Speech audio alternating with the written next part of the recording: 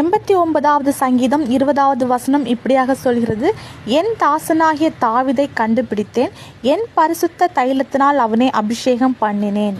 ஆடுகளுக்கு பின்னாடி போன தாவீதை ஆண்டவர் கண்டுபிடிச்சு அவருக்கு அபிஷேகத்தை கொடுத்து ஒரு அரசனா மாற்றினாரு.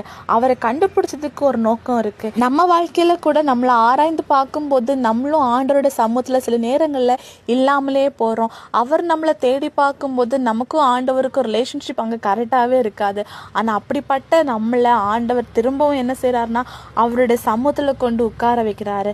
நம்ம திரும்ப அவரை விட்டு பின்வாங்கி போக போக அவர் திரும்ப நம்மளை உட்கார வச்சு அழகு பார்க்குறாரு. அப்படின்னா நம்மளை குறித்து ஒரு நோக்கம் இருக்குது. இந்த உலகத்தில் இருக்கிற ஒரு சாதாரண மனுஷனுக்கு ஒரு ராஜ பதவி கொடுக்கணும் அப்படின்னா இந்த உலக பிரகாரமாக சில குவாலிஃபிகேஷன் தேவைப்படுது.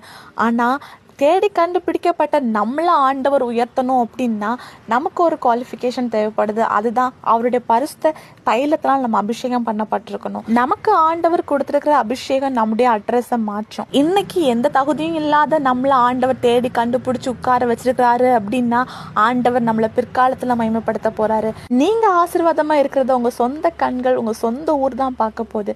விசுவாசிங்க, அற்புதங்கள் எதிர்பாருங்க. இயேசு கிறிஸ்துவின் நாமத்தில் ஆமீன்.